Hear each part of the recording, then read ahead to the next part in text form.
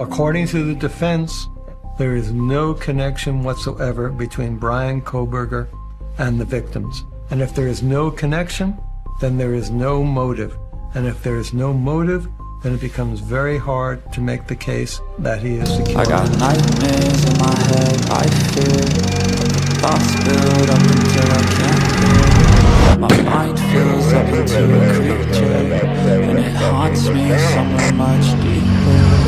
I got nightmares in my head, I fear the thoughts build up until I can't hear. That my mind fills up into a creature, and it haunts me somewhere much deeper. Hello and welcome to True Crime Rocket Science, the most authentic voice in true crime.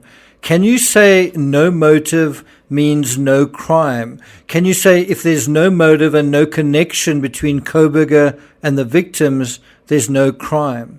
Well, take Rex Heuermann and the Lucy Letby cases. What connections did the convicted serial killer and the suspected serial killer have to their victims? And what were their motives?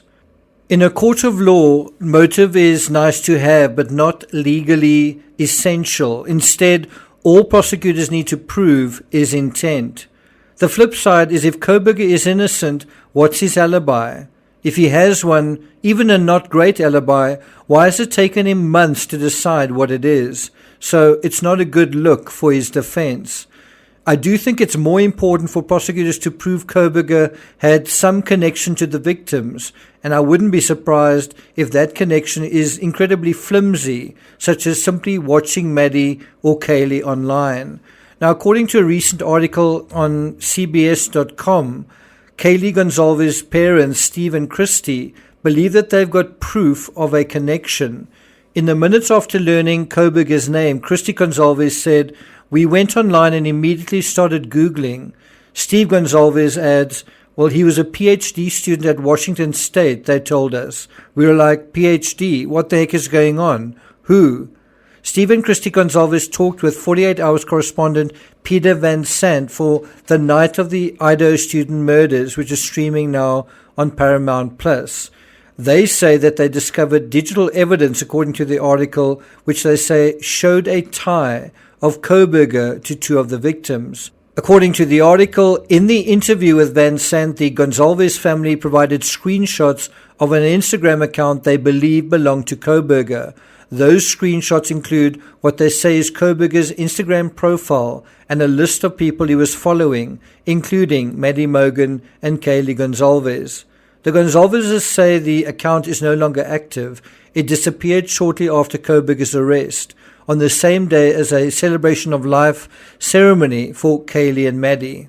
48 Hours has not been able to confirm the authenticity of this account. And what do I think? Well, I don't think it is authentic. Before we get to the rest of this episode, if you haven't subscribed to the channel, please do. If you're enjoying this episode, please like, share, leave a comment. You can also hit the thanks button, and let's get started. I am cynical about the Instagram account that some family members say was following Kaylee and Maddie's accounts and actively liking their posts. I'm cynical because when KOHBERGER was apprehended, he was wearing surgical gloves and actively trying to get rid of his DNA evidence that's far away in Pennsylvania.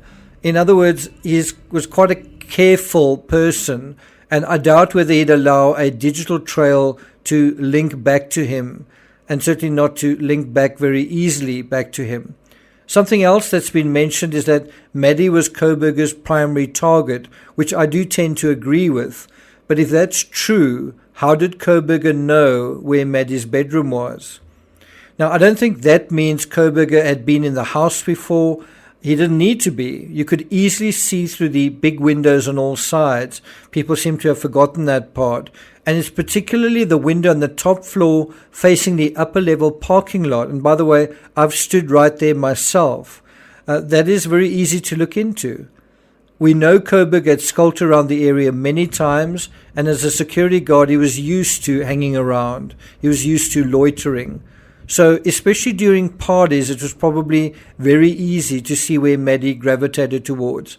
I personally also think that a probable way that Kohberger may have encountered Maddie would have been at the Mad Greek restaurant, which had a vegan or vegetarian menu. Finally, it's been suggested that Kohberger only intended to kill Maddie, but because Kaylee was with her, it then turned into a slaying of two, and because two others were still awake and heard the commotion and the dog started barking, it became a slaying of four. That is a very interesting theory. I also don't think the killer expected to lose the knife sheath, and probably wouldn't have if Maddie was alone in her bed. So it all started because he didn't anticipate two people in the bedroom or a dog next door, for that matter. On this channel, we've covered BRYAN Kohberger's potential motive in some detail, but almost a year later, the fact that folks are still trying to figure out one shows just how difficult the identity aspect is. If you haven't watched my video on identity, I suggest you do. And you can wait till the end of this video to get a link to that video. If you don't figure that out early on, identity, or you simply can't, well, then you're going to be struggling to keep your hypothesis ship-shape. Personally, I disagree with Howard Blum's assessment that the case is more open than shut.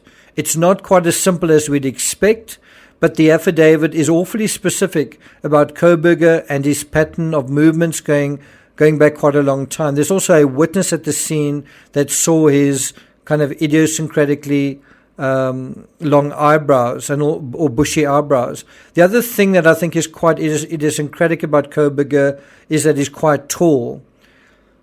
What Kohberger will need to explain, and what his defense team will need to explain, is how did his DNA end up not just inside the crime scene, not just next to a book or a shoe, but literally on the bed under Maddie at the very ground zero of the crime. That is not going to be easy to explain. Besides that, if the animal hair hoovered up from Kohberger's apartment is a dog hair, and that dog hair turns out to be Murphy's, that, in my opinion, ought to be more than enough for a jury. I'm not going to take it further than that.